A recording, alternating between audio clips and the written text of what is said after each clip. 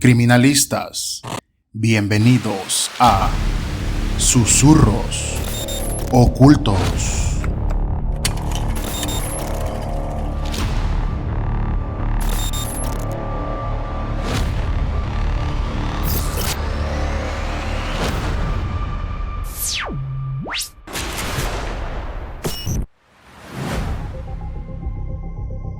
El siguiente caso se centra en Jeffrey Dahmer, el carnicero de Milwaukee.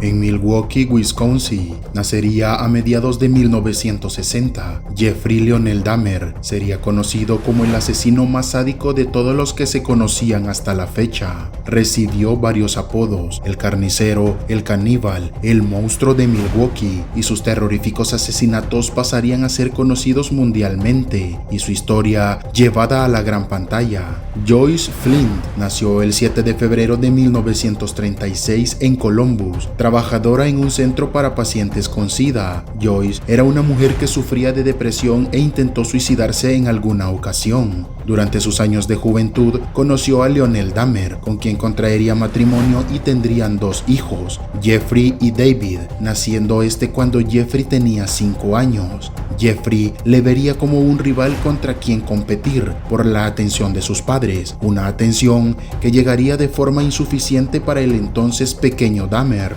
Además, el trabajo de Lionel Dahmer como químico obligaba a la familia a tener que trasladarse constantemente de residencia. Esto afectaría poco a poco a Jeffrey. Definitivamente, en 1967, los Dahmer compraron una casa en Bath, Ohio, donde se asentaron, y Jeffrey pasaría el resto de su infancia y adolescencia. Por aquel entonces, Jeffrey tenía 7 años y los primeros comportamientos extraños del pequeño empezaron a surgir. Esto no pasó desapercibido para sus padres, quienes intuían que tanto cambio de residencia le impedía forjar relaciones duraderas con otros niños. Optaron por regalarle un perro que se convirtió en el mejor amigo de Jeffrey. Lionel solía llevarse a su hijo de pesca, quien comenzó a tener actitudes violentas con los peces que pescaban. Los abría en canal mientras todavía estaban vivos y contemplaba cómo se diluía lentamente la vida del pez, pero no fue suficiente, y con 10 años recorría las cunetas de las carreteras cercanas en busca de animales que habían aparecido a causa de algún atropello. Los introducía en bolsas y se los llevaba a casa. Una vez allí, los abría para observar el interior de sus cuerpos. Gracias al formol, conservaba en botes varios tipos de insectos. Un joven que se refugiaba en una apariencia de chico divertido, abierto y con un sentido del humor característico, le hizo destacar entre sus compañeros durante sus años de estudiante y acabaría por ganarse la fama de el payaso de la clase. Pero esto cambió por completo. Se volvió introvertido y comenzaron a considerarlo como el raro durante sus años de adolescencia. Incluso recibió alguna agresión por parte de alguno de sus compañeros. Durante la secundaria llevaba a cabo trabajos en el periódico y practicaba tenis algunos días de la semana, pero los problemas con el alcohol empezaron a ser cada vez más evidentes. El matrimonio Dahmer comenzaba a desmoronarse, las peleas eran cada vez más frecuentes y Jeffrey huía de casa con el fin de no escuchar los gritos que sus padres se propinaban cada vez con más frecuencia. La angustia le llevaba a recorrer cunetas y a buscar cada vez con más ímpetu animales arrollados. Paralelamente, sus fantasías más oscuras comenzaban a materializarse en su mente, unas fantasías que le torturarían constantemente. Lionel y Joyce deciden finalmente separarse. Este suceso marcaría a Jeffrey de por vida, cuando el sentimiento de abandono se intensifica por completo. Por aquel entonces no había cumplido todavía los 18 años de edad. A los pocos meses, Lionel contrae nuevamente matrimonio con una mujer llamada Sherry. Sus fantasías y los acontecimientos que estaba viviendo en su familia hicieron que definitivamente se volviese adicto al alcohol y a las drogas. Era el verano de 1978, el mes de junio concretamente. Jeffrey se había quedado solo en casa aquella semana, ya que su madre estaba pasando unos días fuera con David. Ante aquella situación decidió salir a beber. De regreso a casa nuevamente y pasada las 5 de la madrugada, un joven atractivo y sin camisa hacía autostop a la orilla de la carretera, a tan solo 1 kilómetro de la casa de Dahmer. Se trataba de Stephen Hicks, su primera víctima mortal. Se acercó hasta él disminuyendo progresivamente la velocidad hasta quedarse a su altura. Tras ciertas dudas, finalmente se decidió a invitarle a casa, a tomar unas cervezas y fumar marihuana. Las fantasías sexuales y de violencia se habían ido fraguando a fuego lento en su mente, condicionando por completo su conducta y su forma de ver las relaciones con otras personas. Sentía atracción sexual por los hombres, fantaseaba con recogerlos a la orilla de una cuneta, llevarlos a su casa y poner en práctica sus fantasías sádicas que había estado imaginando durante tiempo. Se acababa de presentar ante sus ojos el principio de uno de sus deseos más oscuros, unos deseos que se convirtieron en su único refugio y en el sustituto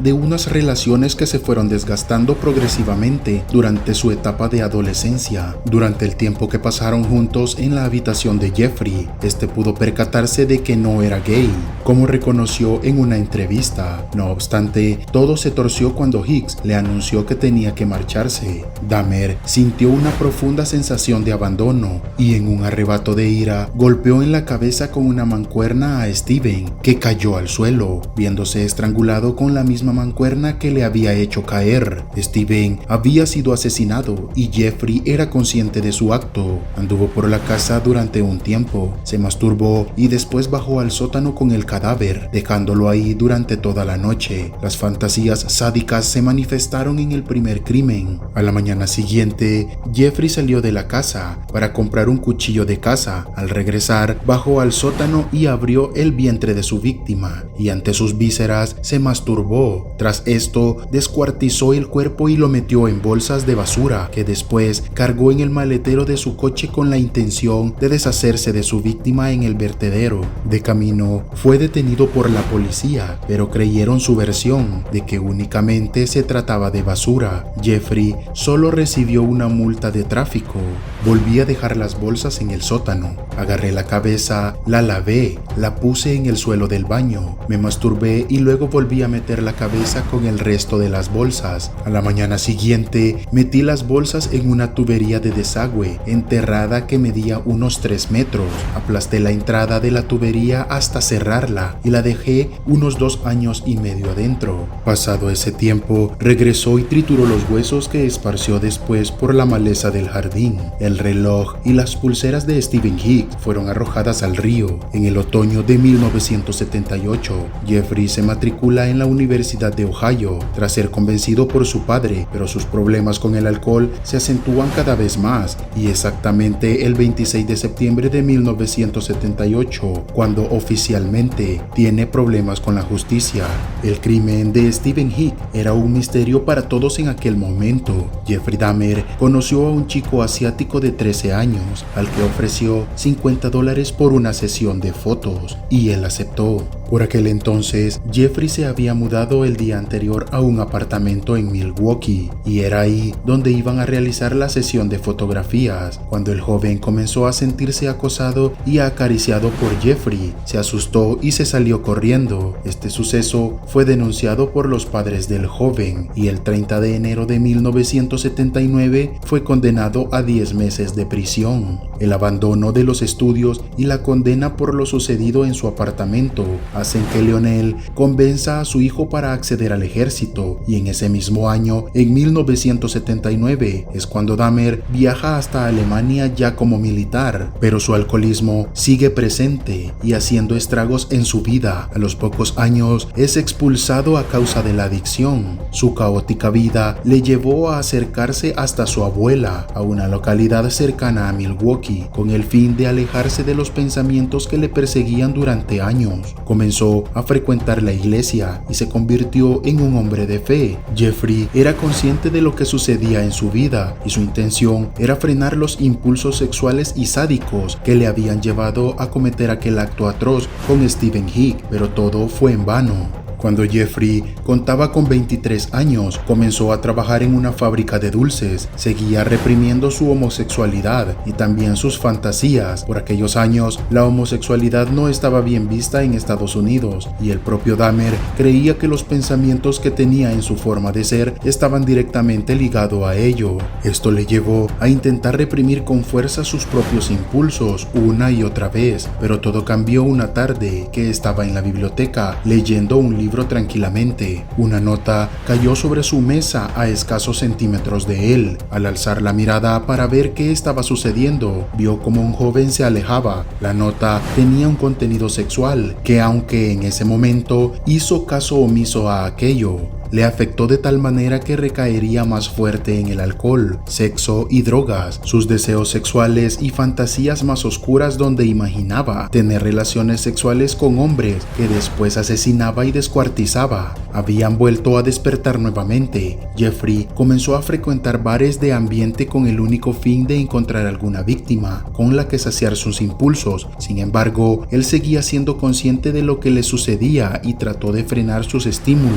Una vez más, por esta razón, robó un maniquí de una tienda que guardaba en el armario y que utilizó para satisfacer sus deseos sexuales durante un tiempo. En 1986, Jeffrey acabó siendo detenido por exhibicionismo público y por tratar de desenterrar a un joven recién fallecido para abusar sexualmente de su cuerpo. Tiempo más tarde, concretamente una noche de 1987, Jeffrey había decidido acudir a un bar de ambiente gay. Aquella noche iba a convertirse en el desencadenante definitivo que daría pie a una serie de crímenes que acabarían conmocionando más allá de las fronteras de Estados Unidos. En el bar, Dahmer conoció a un joven llamado Steven Tuomi.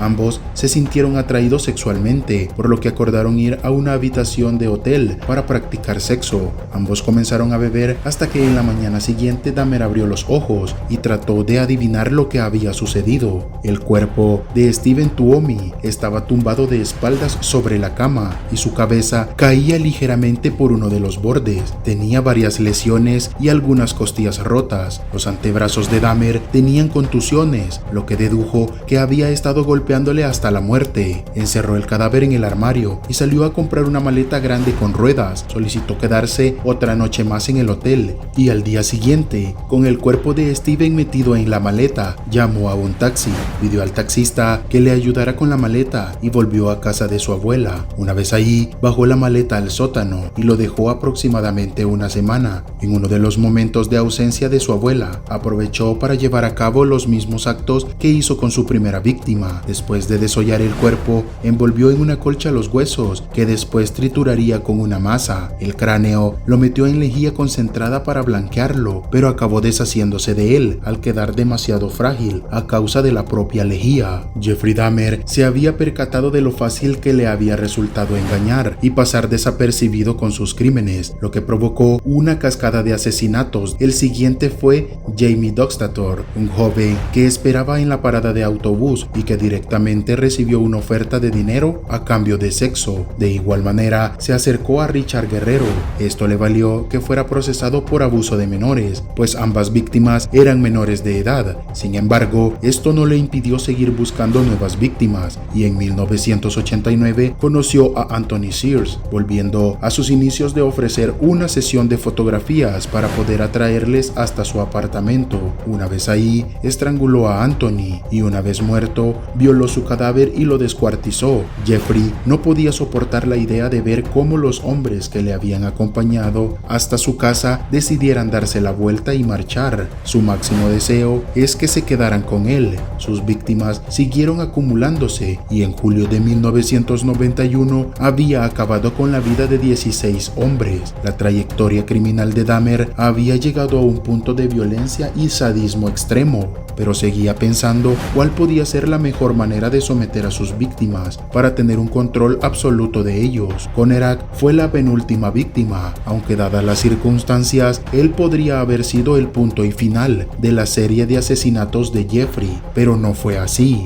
En mayo de 1991, Jeffrey invitó, como era de costumbre, a la víctima a su apartamento. Una vez ahí, le drogó para poder realizarle unas trepanaciones en el cráneo, con el fin de inyectarle un ácido. Jeffrey creía que con esta práctica se convertirían en una especie de zombies que doblegarían su voluntad hasta tal punto de perder la conciencia de sí mismos. Cuando hubo acabado de introducirle el ácido en la cabeza, salió a comprar bebidas y en ese espacio de tiempo, Conerak salió a la calle desnudo intentando huir. Aquello provocó un revuelto en el vecindario y Jeffrey, tras regresar a casa, salió en su búsqueda. La situación fue bastante comprometida, pero Jeffrey pudo buscarse la excusa perfecta ante la policía y los vecinos. Simplemente era su amante y había bebido demasiado. La imposibilidad de Conerak para hablar le facilitó mucho la tarea. Los policías creyeron su historia, hasta el punto de ayudarle a regresar a casa y dejar al joven sentado en una silla. Cuando los policías salieron de casa, Jeffrey acabó con la vida del chico estrangulándole. Los agentes manifestaron que del interior de la vivienda se desprendía un olor acre, pero no comprobaron de qué podía tratarse. Si lo hubiesen hecho, se hubieran percatado de la decena de pruebas de los otros asesinatos. El 22 de julio de 1991, un joven sale huyendo de la casa de Jeffrey Dahmer. El escándalo vuelve nuevamente al vecindario, pero esta vez la policía sí decide intervenir y en medio de una tensa situación detienen a Dahmer, que intenta escapar de la justicia, dejando atrás las centenares de pruebas que guardaba en su casa. Fotografías de cadáveres, restos de cuerpos humanos, sangre en las paredes, 7 cráneos y una cabeza en el congelador, un olor de putrefacción impregnada en la vivienda. La noticia se extendió por el barrio y varios vecinos decidieron presentarse a la casa de Jeffrey. Con sus armas en mano, dispararon. Esa noche fue detenido y llevado al correccional de Columbia y en un primer momento se le declaró culpable, aunque con un atenuante por su enajenación mental. Este atenuante fue rechazado finalmente. En consecuencia, la sentencia dictaminó 15 cadenas perpetuas. Jeffrey Dahmer reconoció haber practicado la necrofilia y el canibalismo. Afirmó que necesitaba mantener los cráneos cerca, porque así tenía la sensación de poder permanecer junto a ellos permanentemente. El 28 de noviembre de 1994 se vio involucrado en una pelea, recibiendo una serie de golpes en la cabeza que acabaron con su vida de camino al hospital. Poco después de su muerte, un abogado de la ciudad de Wisconsin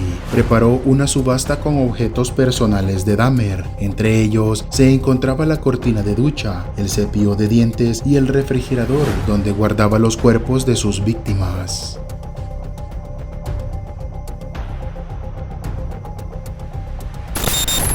Bueno, estimado público, fue un placer estar con ustedes, agradeciéndoles su compañía y el interés que muestran por cada uno de los casos de este canal. Si aún no estás suscrito, es el momento de hacerlo. Comparte y activa la campanita para llegar a más personas. Recuerda que de esta manera nos estás apoyando. Gracias por su tiempo y esperando que estén de lo mejor. Esto es Susurros Ocultos.